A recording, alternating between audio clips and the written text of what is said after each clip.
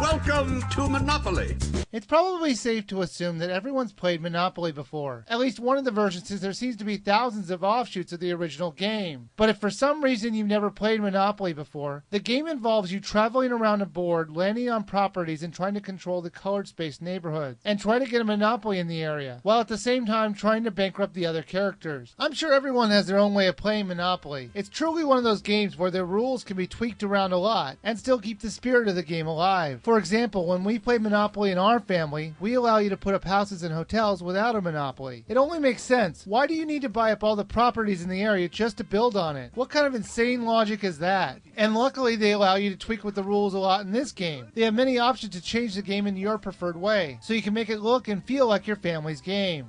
There are quite a few boards that you can unlock to play, to change up the action a little, but in the end they're just window dressing since the basic game doesn't change one bit. You unlock them by buying properties in the game you play. For each one you buy or acquire, it earns you a stamp in your passport. And when you get a certain number of stamps, you can unlock a different board. Each board has their own variations on the classic pieces as well, so I thought that was a cool addition. But I have to be honest though, the game is extremely boring to play alone. It's not very fun to play against the computer since they force you to play with 4 players, and the time between turns feels like it takes too long. I wish you had the option to fast forward the computer's turn. The game itself was well done, and if I had to complain about anything, the loading times on some of the areas were a bit annoying. And also when you're trading, it was kind of hard to see which properties you were trying to trade. They only gave you a little tiny icon of what they wanted you to trade, and the dice rolls didn't seem realistic at all. But it still is the best video game version of Monopoly I've ever played. But instead of focusing in on talking about a game that everyone knows already how to play, I'm going to get into a completely different version of Monopoly that's also available to play in this game.